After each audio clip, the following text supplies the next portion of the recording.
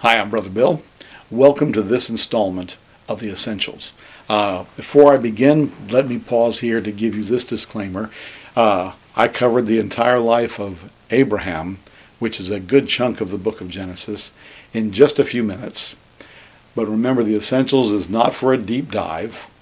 If you have questions, you can write me or email me, and I'll be happy to attempt to answer them. But understand, we have a very rich heritage as believers in the Bible. And there's no way I could do it all justice anyway. And so this is just to help the person connect the dots so that you can see God has been trying to redeem us since the fall. Usually in spite of ourselves. We saw how Noah was redeemed. God saved him through the ark. And yet, afterward, he got drunk and we realized that did not solve the sin problem. It's not a matter of good people versus bad people. And as we get into Abraham, God is still trying to do that. God tried to do that, and Abram was not perfect. Neither were Isaac, neither was Jacob. And now we're getting into Moses. And now it's not just the individual, it's the people. More about that in just a moment, but let's go ahead and get started.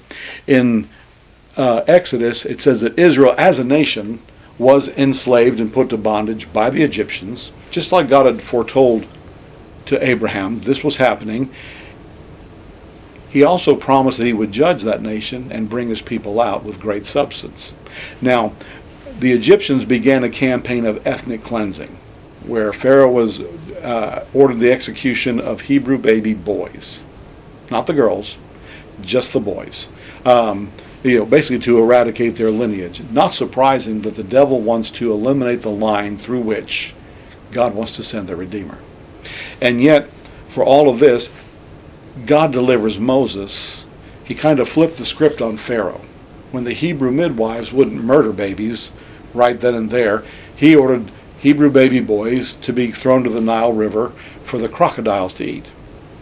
Well, Moses' mother makes what's called an ark, a box out of bulrushes, waterproofs it with slime and pitch, and puts who's going to be surprised at hearing a Hebrew baby or baby crying in the Nile River, since that's where they're supposed to be anyway. So she hid him in the bulrushes. I realize that Hollywood says that she basically cast him adrift. That was Perseus in Greek mythology. That was not Moses. He wasn't set adrift. His mother loved him. And that's why she hid him there, and they realized no one's going to bother with him. And then they can get him out when it gets dark, or when the coast is clear. They can go and get him out and save him that way. Well, God took it a step further. Instead, Pharaoh's daughter shows up, finds the baby, finds him adorable, decides she wants to keep him. And so Miriam, his older sister, is right there to say, shall I hire a nurse among the Hebrew women to take care of that baby for you? And now Pharaoh is paying. The Nile was supposed to be Moses' destruction. Instead, it was his deliverance. Now Pharaoh is paying to have Moses raised in his own house. And that's the way it was. So Moses was raised like a prince. And he knows all along who and what he is, really. One day he's out and he sees one Egyptian beating a Hebrew slave, and he kills the Egyptian, hiding him in the sand. He's trying to rescue his people.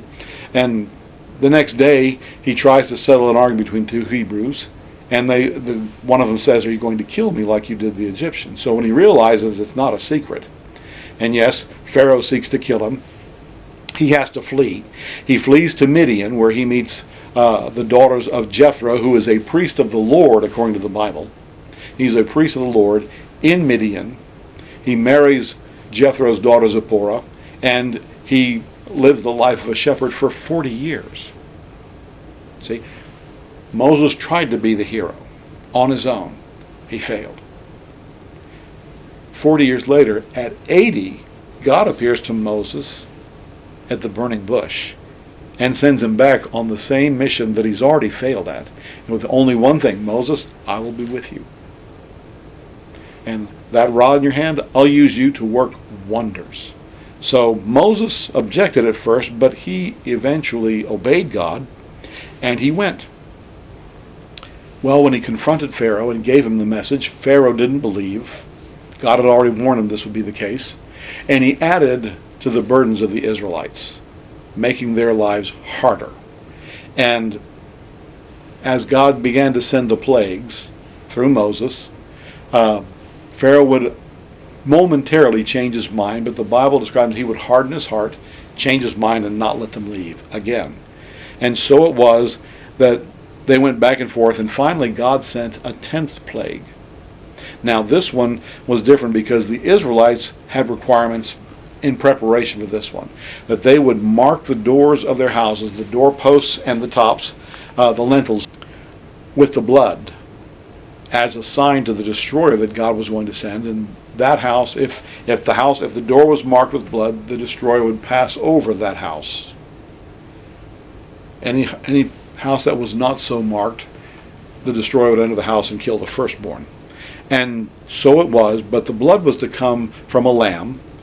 Passover was begun this. They sacrificed the lamb. They ate the meat of the lamb, but they used the blood of the lamb to mark the post for judgment to pass over that house. You'll see more about this as we get further on the essentials, the blood of the lamb being the appeasement. And so, once that was done, a Passover is still observed today in memory of God's deliverance. And it worked. Pharaoh after that agreed to let God's people go. So Israel left, and the Egyptians said, take whatever you want, just go. And so they, just like God had foretold to Abraham, they came out with great substance. They spoiled the Egyptians without a war. The Egyptians literally paid them to leave. And so they were gone, but God's not finished yet because Pharaoh's been under judgment from the burning bush. He just didn't know it for what he'd done. God hardens Pharaoh's heart and provokes him. He goes after the Israelites one more time, catches up with them at the Red Sea. God opens the Red Sea, allowing all the Israelites to pass, and the Egyptians, don't ask me why, they ran in after them. They know they're not the ones holding up the sea. And their orders are to kill Moses, who they're pretty sure they're wanting to hold responsible for holding up the Red Sea. Now, it doesn't say if anybody thought, well, wait a minute, if we get Moses, what's going to happen to the sea while we're in it? But they ran in, and none of them made it out alive. So God brought judgment on the nation just like he did. Their leader, Pharaoh, the army, and most of their idols through the plagues. But God brought deliverance. He maintained his covenant with Abraham as promised, and he brought his people out as promised. If you have any questions about this, feel free to write me, brobill@foranministries.org. Till then, thanks for watching.